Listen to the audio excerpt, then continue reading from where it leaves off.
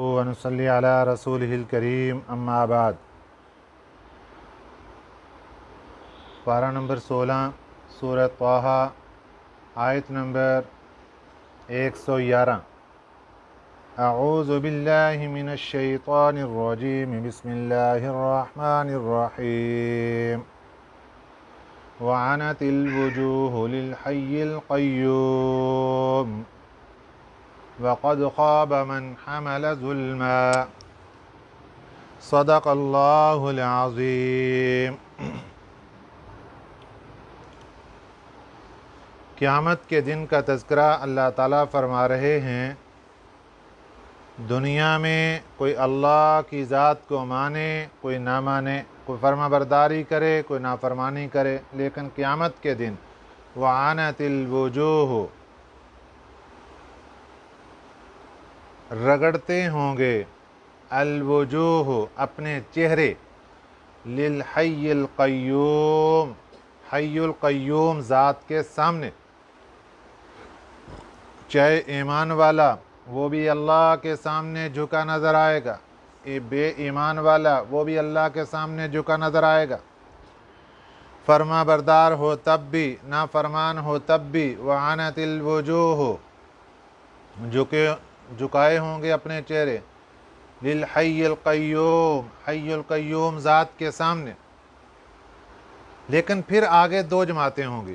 وقد خاب من حمل ظلما، تحقیق نامراد ہو گیا، خوابہ نامراد ہو گیا، خراب ہو گیا، من وہ بندہ، حمل ظلما جس نے اٹھایا ہوگا ظلم، کیونکہ کل کے سبق میں بات ذکر کی جا چکی کہ انسان بوجھ اٹھائے گا۔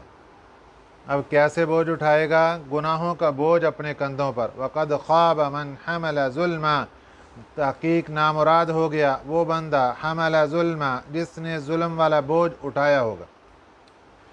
ومن يعمل من الصالحات، اور جس نے عمل کیا نیک، وهو مؤمن، اور وہ ایمان والا ہے۔ اللہ تعالیٰ نے یہ شرط لگا دی کہ نیک اعمال تب فائدہ مند ہوں گے جب انسان کے پاس ایمان بھی موجود ہے۔ اگر ایمان موجود نہیں تو ڈھیروں نیک اعمال کرتا رہے، لوگوں کے اوپر صدقات خیرات کرتا رہے، جو بھی لوگوں کے ساتھ تعاون، دیکھ بھال، نیکی کے کام ڈھیروں کے ڈھیر کرتا رہے، اس کا آخرت میں کوئی فائدہ نہیں۔ اللہ اس کا بدلہ انسان کو دنیا میں دے کر ختم فرما دیتے ہیں، کیونکہ آخرت میں بدلہ صرف اور صرف ایمان والوں کو ملے گا۔ جب یہ بندہ دنیا میں ایمان والا نہیں تھا اور اس نے لوگوں کے ساتھ تعاون کیا، نیک اعمال کیے، اللہ اس کا بدلہ دنیا میں دے کر اس کو ختم فرما دیں گے۔ آخرت میں اس کے پاس کوئی نیک عمل نہیں ہوگا۔ وَمَن يَعْمَلْ مِنَ الصَّالِحَاتِ، جو بندہ اعمال کرے نیک، وَهُوَ مُؤْمِنٌ، اور وہ ایمان والا بھی ہو، فَلَا يَخَافُ ظُلْمًا، اس کے لیے کوئی خوف نہیں ہے ظلم کا۔ یہاں ظلم سے کیا مراد؟ کہ اس کو یہ خوف ہو کہ میرا جو نیک عمل تھا اس کو کم کر کے لکھ دیا جائے، اس کو یہ خوف طاری ہو کہ میرا کوئی نیک عمل وہاں سے مس ہو جائے۔ ولا حزما، اور نہ کوئی نقصان کا اس کو اندیشہ ہے، نہ تو اس کو کوئی خوف ہے ظلم کا اور نہ کوئی خوف ہے نقصان کا، کوئی خوف نہیں اس کو کسی قسم کا، نہ نقصان ہو سکتا ہے نہ بے انصافی ہو سکتی۔ وَكَذَلِكَ أَنزَلْنَاهُ قُرْآنًا، اسی طرح ہم نے اتارا قرآن پاک عربی زبان میں، وَصَرَّفْنَا فِيهِ، اور ہم نے پھیر پھیر کر سمجھائی اس میں، مِنَ الْوَعِيدِ، ڈرانے کی باتیں، لَعَلَّهُمْ يَتَّقُونَ، شاید کہ یہ متقی بن جائیں۔ اللہ فرماتے ہیں دنیا میں ہم نے قرآن پاک عربی زبان میں نازل فرمایا، اور اس کے فرمانے کے بعد قرآن پاک میں وَصَرَّفْنَا فِيهِ، ہم نے پھیر پھیر کر بیان کی، فیہ اس قرآن پاک میں، من الوعید، وعید کہتے ہیں ایسی باتیں جو کہ ڈرانے والی ہوں۔ ڈرانے والی باتیں بار بار، پھیر پھیر کا کیا مطلب؟ کہ جب بھی ہم قرآن پاک کھول کر دیکھتے ہیں، تقریباً ہر پیج پر، ہر صفحے پر، اگلے صفحے پر، پھر اگلے صفحے پر اللہ بار بار وعیدیں، مثالیں آخرت کی اور پھر جہنم کے خوفناک مناظر یہ سب کچھ ہمیں بار بار سمجھا رہے ہیں اور بار بار ہمارے سامنے دکھا رہے ہیں۔ مقصد کیا ہے؟ لعلہم یتقون، تاکہ یہ متقی بن جائے۔ او یحدث لہم ذکرا، یا کلی طور پر متقی نہیں بھی بنتے، او یحدث، یا ڈال جائے لہم، ان کے لیے، ذکرا، نصیحت، ان کے دلوں پر کوئی نصیحت بیٹھ جائے۔ اب اس کا کیا فائدہ ہوگا؟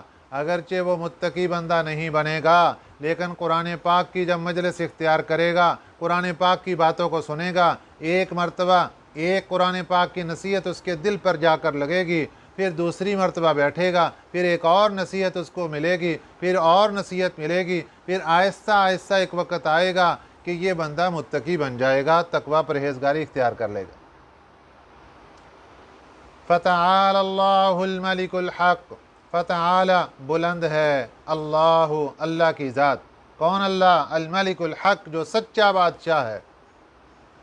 ولا تعجل بالقرآن، اس میں آپ صلی اللہ علیہ وسلم کو خطاب ہے۔ حضرت جبرائیل امین علیہ السلام وحی لے کر آتے، اللہ کا قرآن لے کر آتے، میرے آقا صلی اللہ علیہ وسلم اس کے ساتھ ساتھ اس کو پڑھنا شروع کر دیتے اور یاد کرنا شروع کر دیتے۔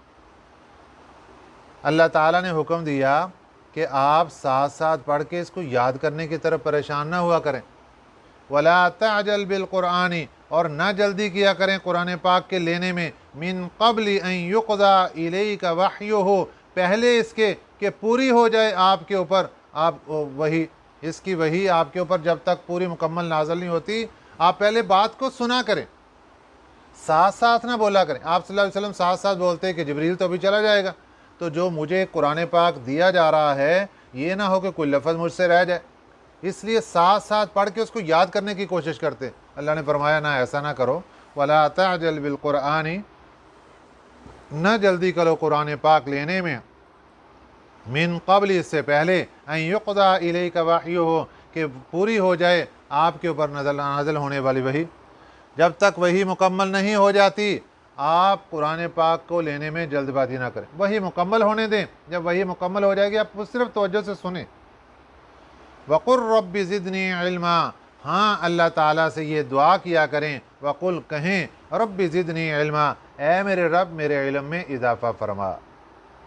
یہ وہ آیت مبارکہ کا حصہ ہے جس کو عرف عام میں ہمارے ہاں علم میں اضافے کی دعا پر مشہور کیا جاتا ہے۔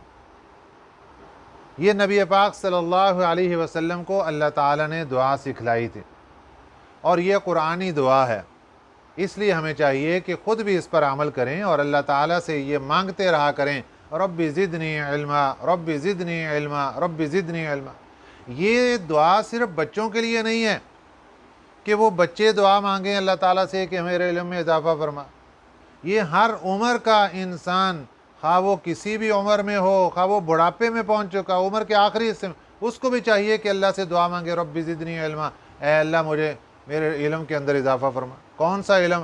جو اللہ کی رضا والا علم ہو۔ جب وہ علم ملے گا پھر اللہ اس پر عمل کی توفیق عطا فرمائیں گے اور انسان کے لیے راہ نجات بن جائے گا۔ وَلَقَدْ أَهِدْنَا إِلَىٰ آدَمَ، البتہ تحقیق ہم نے تاکید کی تھی، إِلَىٰ آدَمَ، آدم علیہ السلام کو، من قبل، اس سے پہلے۔ نبی پاک صلی اللہ علیہ وسلم کو اللہ تعالیٰ فرما رہے ہیں آپ قرآن پاک لینے میں جلد بازی نہ کیا کریں۔ اس کے بعد اللہ ایک واقعہ بتا کر نبی پاک صلی اللہ علیہ وسلم کو سمجھا رہے ہیں، اور یہ واقعہ ایک طرف تو آپ صلی اللہ علیہ وسلم کو سنایا جا رہا ہے کہ آپ جلد بازی نہ کریں جس طرح جلد بازی کر لی حضرت آدم علیہ السلام نے، اور دوسری طرف اللہ تعالیٰ نبی پاک صلی اللہ علیہ وسلم کو کے لیے نبوت کی دلیل بنا رہے ہیں۔ پیچھے بھی واقعات گزرے، اب حضرت آدم علیہ السلام کا واقعہ دوبارہ آ گیا اور یہ آپ صلی اللہ علیہ وسلم کی نبوت کی دلیل بن کر آیا۔ وَلَقَدْ أَهِدْنَا، البتہ تحقیق ہم نے حکم کیا، آہدنا ہم نے تاکید کی، ہم نے حکم کیا آدم علیہ السلام کو، من قبل، اس سے پہلے، فناسیہ، پھر وہ بھول گئے۔ ہم نے ایک حکم دیا تھا، وہ حکم کیا تھا؟ وہ واقعہ آگے آ رہا ہے، وہ بھول گئے۔ وَلَمْ نَجِدْ لَهُ عَزْمًا، اور نہیں ہم نے پایا ان کو عزما، ہمت کرنے والے، کہ اس وقت وہ ہمت کر کے اس وعدے کو یاد رکھتے اور اس حکم کو یاد رکھتے، ہم نے ان کو وہ عزم والا نہیں پایا کہ وہ اس کو یاد کر کے رکھتے اور بھولتے نہیں۔ وَإِذْ قُلْنَا لِلْمَلَائِكَةِ اسْجُدُوا، وَإِذْ قُلْنَا، اور جب ہم نے کہا، لِلْمَلَائِكَةِ فرشتوں سے، اسْجُدُوا لِآدَمَ، سجدہ کرو آدم کو، فَسَجَدُوا، سب نے سجدہ کر دیا، إِلَّا إِبْلِيسَ، مگر ابلیس نے نہیں کیا، ابا، انکار کر دیا۔ ابلیس تھا تو جن، لیکن یہ اللہ کی عبادت بہت کرتا تھا، اتنی عبادت کرتا تھا کہ تقریباً 7 سے 8 لاکھ سال تک ابلیس نے اللہ کی عبادت کی، اور یہ اللہ کے بہت قریب ہو گیا۔ اللہ نے اس کو فرشتوں کے اندر رہنے کا مقام اور مرتبہ عطا فرما دیا، جنت میں جانے کی اجازت عطا فرما دی، خوب ہر طرف آنے جانے کی اجازت ابلیس کو۔ جب حضرت آدم علیہ السلام کو اللہ تعالیٰ نے پیدا فرمایا، تخلیق فرمائی، حکم دیا فرشتوں کو، تو ابلیس کو بھی حکم مل گیا، آپ بھی سجدہ کرو۔ تو فرشتوں نے تو کر دیا، ابلیس نے انکار کر دیا۔ جب انکار کر دیا تو اللہ تعالیٰ نے ابلیس کو اپنے دربار سے نکال دیا۔ اب جب اپنے دربار سے نکالا تو جو قرب و جوار کے جو رحمت والی ساری جگہ تھی وہاں سے اس کو دور کر دیا، چنانچہ اس کا جنت میں بھی داخلہ بند ہو گیا، اور جو اللہ کی رحمت کے مقامات تھے وہاں سب جگہ بھی اس کا داخلہ بند کر دیا گیا۔ اب اس نے انسان کے ساتھ اپنی دشمنی کا اعلان کر دیا۔ حضرت آدم علیہ السلام کو اللہ تعالیٰ نے جنت میں مقام اور جگہ عطا فرما دی۔ حضرت اماں حوا علیہ السلام، ان کی تخلیق بھی جنت میں ہو گئی، اور یہ دونوں میاں بیوی جنت میں رہنے لگے۔ فقلنا، ہم نے کہا، یا آدم، اے آدم، ان ھذا عدو لک، بے شک یہ تیرا دشمن ہے۔ عدو، دشمن ہے، لکا، تیرا، کون؟ یہ ابلیس، یہ تیرا دشمن ہے۔ والی زوجی کا، اور تیری گھر والوں کا بھی دشمن ہے، تیری بیوی کا بھی دشمن ہے۔ فلا یخرجنکما، یہ نہ نکلوا دے تمہیں، من الجنتی، جنت سے، فتشقا، پھر تم تکلیف میں پڑ جاؤ۔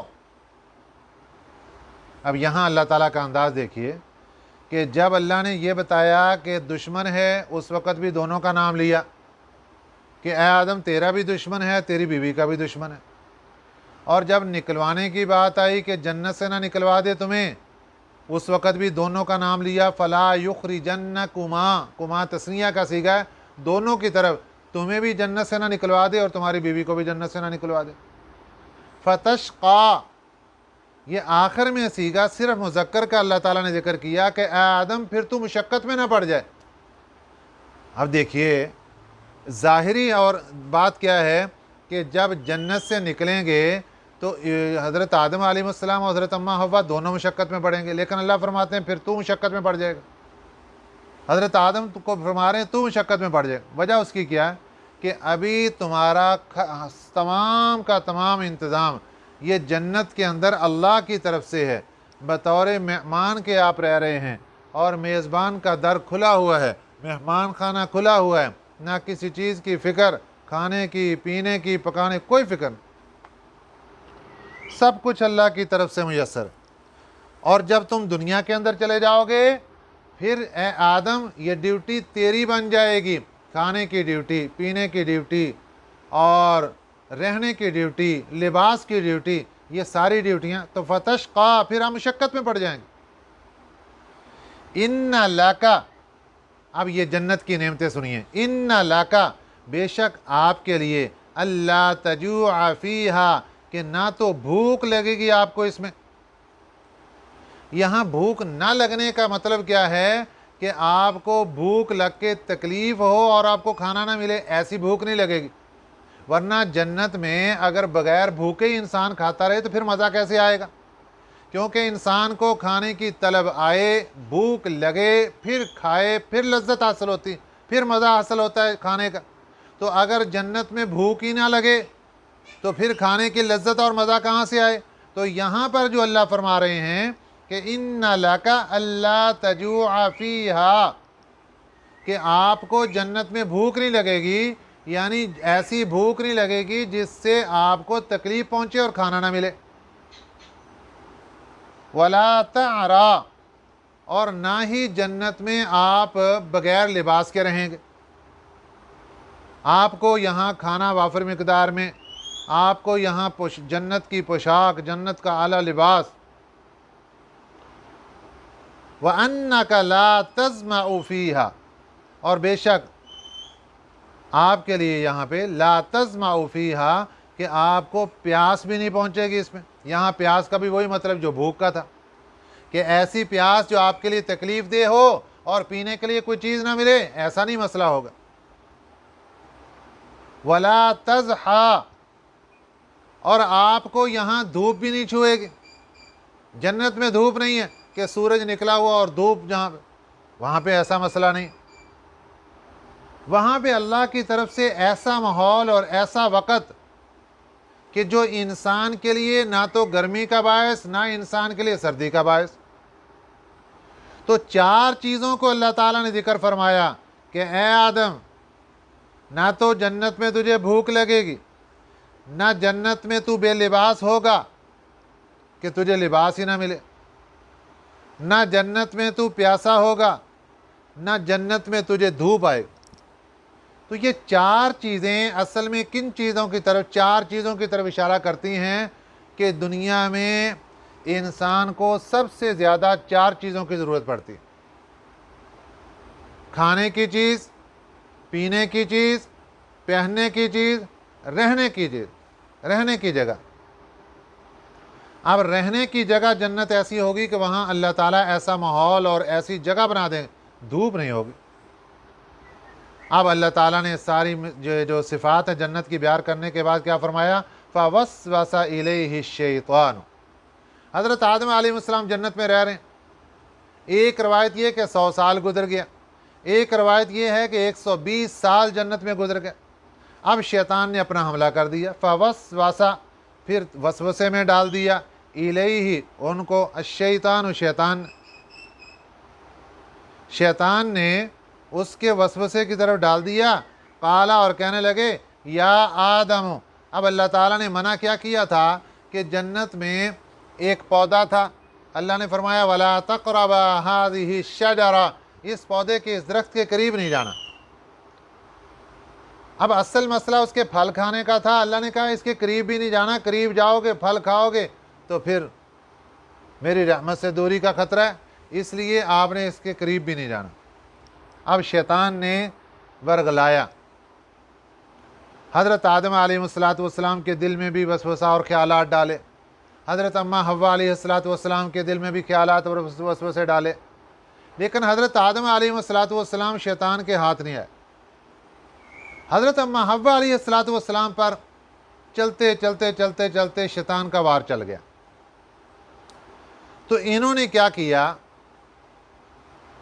شیطان کیا کہنے لگا؟ قال یا آدم، کہنے لگا اے آدم، هل ادلک علی شجرۃ الخلد، کیا میں بتاؤں تجھے، هل ادلک، کیا میں بتاؤں تجھے، علی شجرۃ، ایک ایسا درخت، الخلد، جو ہمیشہ زندہ رہنے کے لیے، ہمیشہ اگر تو زندہ رہنا چاہتا ہے اور جنت میں رہنا چاہتا ہے، میں تجھے ایک درخت بتاتا ہوں۔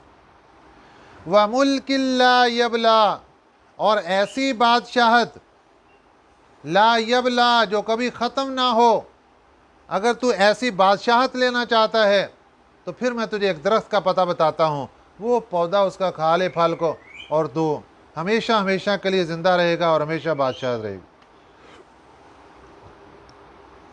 چنانچہ پہلے حضرت اماں حوا علیہ السلام نے اس کا پھل کھا لیا، اور پھر حضرت آدم علیہ السلام نے بھی کھا لیا۔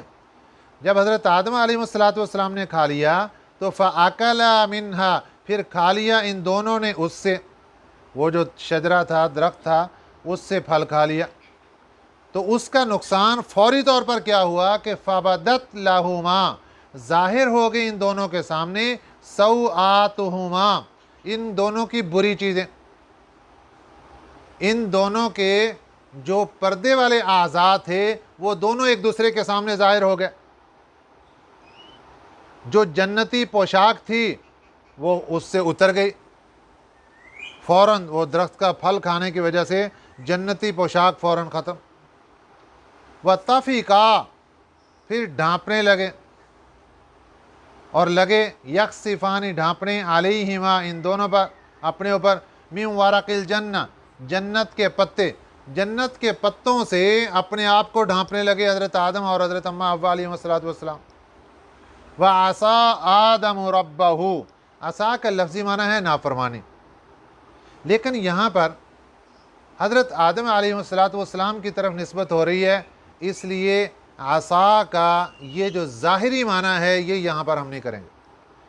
ہم یہاں پر کیا کہیں گے کہ عصا آدم، حکم ٹال دیا آدم نے ربہ، اپنے رب کا، اور یہ غیر اختیاری طور پر ہوا ہے، اختیاری طور پر نہیں ہوا۔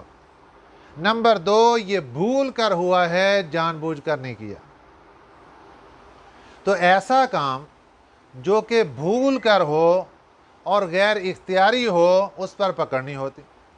لیکن حضرت آدم علیہ السلام کی پکڑ کیسے ہوئی کہ حضرت آدم علیہ السلام اللہ کے نبی اور رسول تھے اور اللہ کے قرب والے تھے۔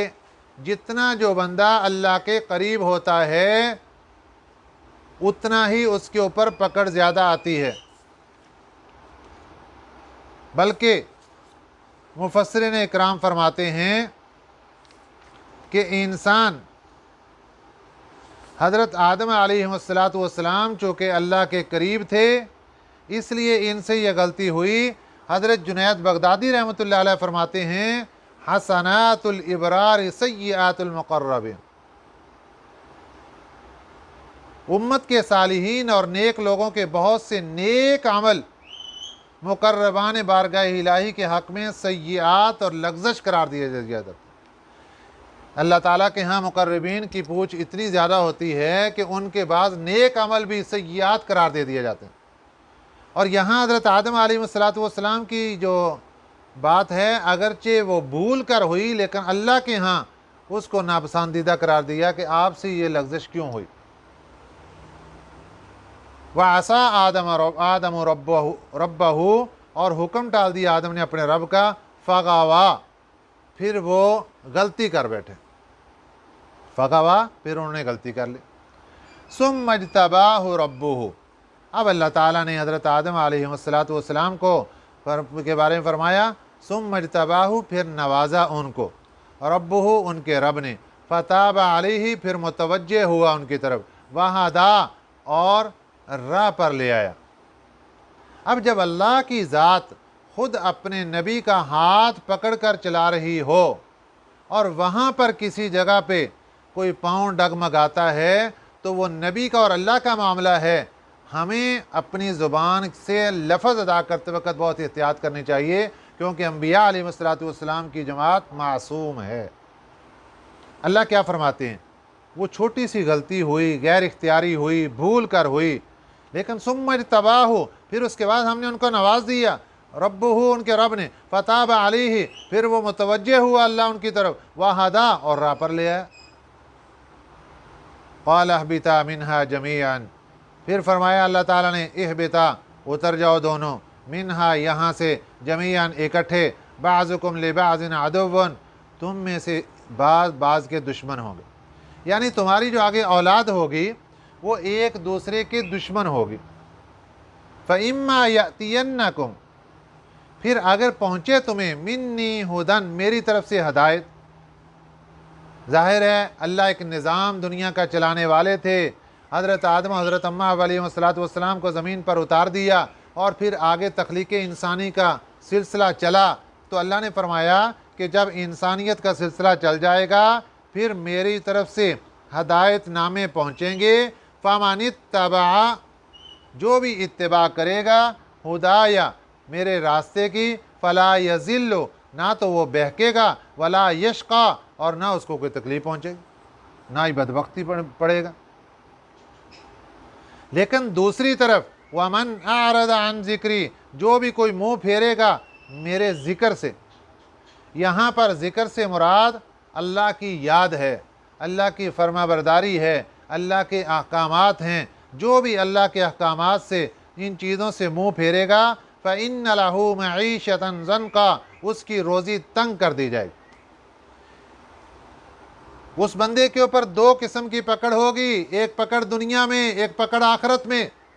دنیا میں پکڑ یہ ہوگی کہ جو بھی اللہ کے ذکر سے منہ پھیرے گا، ہر زمانے کی اپنی بات، آج کے زمانے میں جو بندہ اللہ کے ذکر سے منہ پھیرے گا، قرآن سے منہ پھیرنا، اللہ کے ذکر سے منہ پھیرنا، نماز سے منہ پھیر لیا، اللہ کے ذکر و اذکار سے منہ پھیر لیا، اللہ کے فرامین سے منہ پھیر لیا، فَإِنَّ لَهُ مَعِيشَةً ضَنْكَا، اس کی روزی تنگ کر دی جائے گی۔ اب یہاں پر ہم دیکھتے ہیں بہت سے لوگ ساری زندگی محنت کر کر کے روزی تنگ۔ یہاں پر ایک چھوٹا سا سوال پیدا ہوتا ہے کہ کافر لوگ اللہ کے ذکر سے منہ موڑتے ہیں، ان کی روزی تنگ ہونے کی بجائے وہ تو بڑھتی جا رہی۔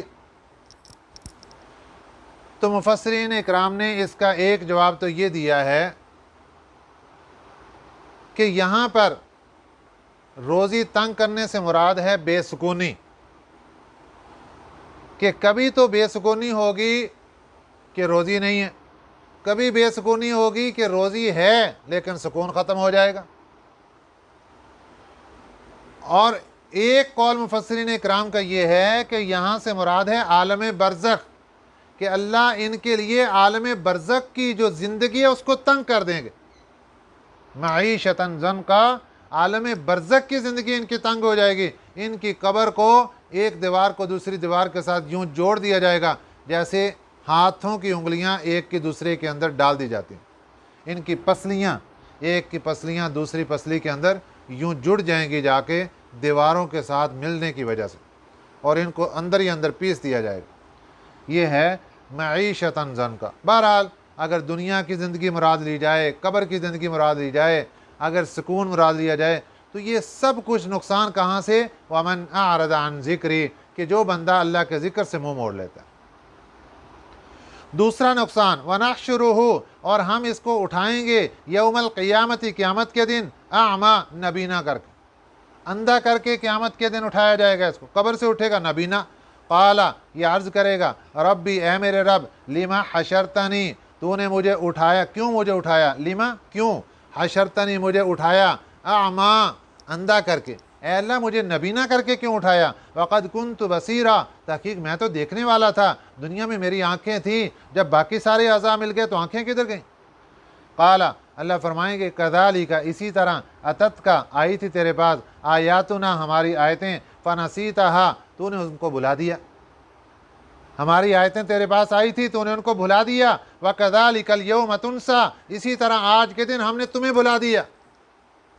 جس طرح تو نے ہمارے قرآن کو بھلا دیا تھا، پس پشت ڈال دیا تھا اور بھول گیا تھا، پوری زندگی قرآن پاک کی تلاوت بھول گیا، کی نہیں کبھی، آج ہم نے تمہیں بھلا دیا۔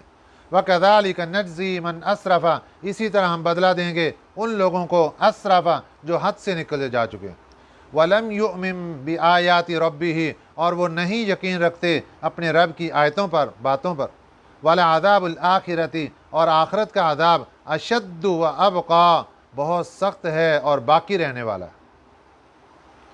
اللہ تعالی ہمیں دنیا کے اندر ہی آخرت کی تیاری کرنے کی توفیق عطا فرمائے، آمین۔ وما علینا الا البلاغ المبین۔